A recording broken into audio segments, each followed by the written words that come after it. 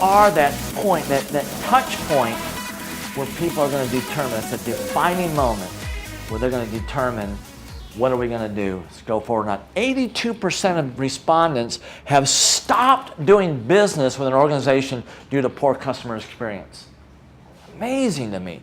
And people will explain or share their frustration in different ways. I'm going to use that. There's different ways.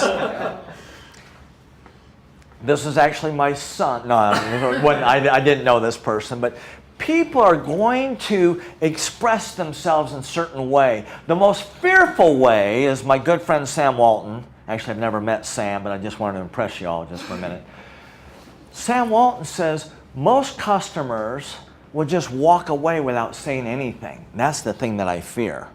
If we don't wow them, if we don't grab their attention, the one thing I want us to focus on in customer service is wowing our customer. And I'm going to break that down into some ways where it's not a predictable presentation like, I've heard this, I've seen this.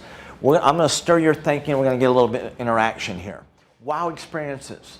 And I'm going to dare to say that you've been wired from the beginning of time that you actually have a need, an internal need to wow people.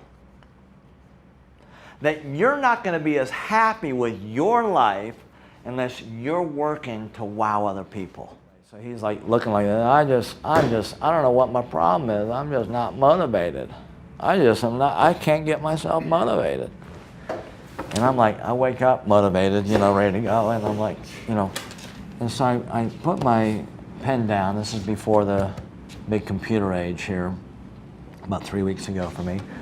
And I remember looking at this guy.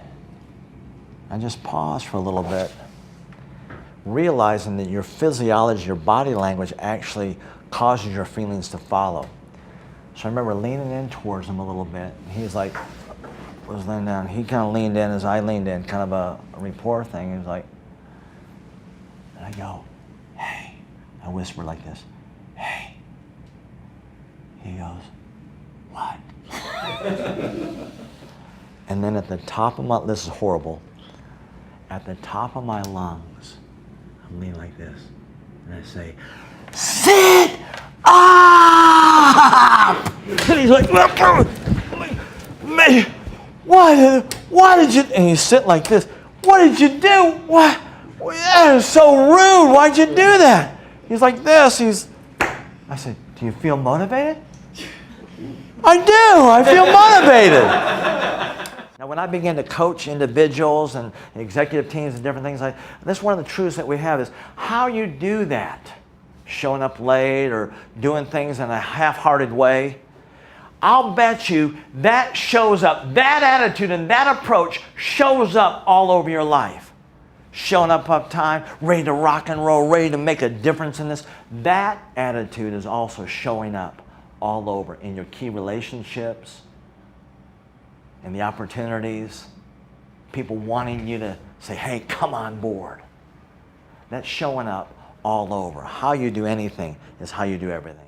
Where do you want to land? What ladder do you want to climb? What wall do you want to be leaning against? Where do you want your life to go? You're setting that in motion right now in how you serve your customers, whatever they may be. What Tim has re-energized me is to become a better leader.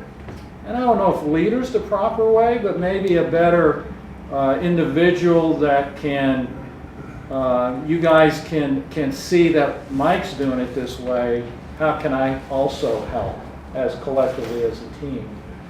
And so it was a wow moment for me because what Tim has done, I think, has exposed attributes that we all have embedded in us, right?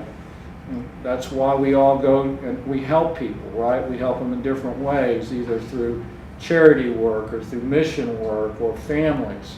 We kind of forget about that, right? We get caught up in work and we're in IT and it's always impossible.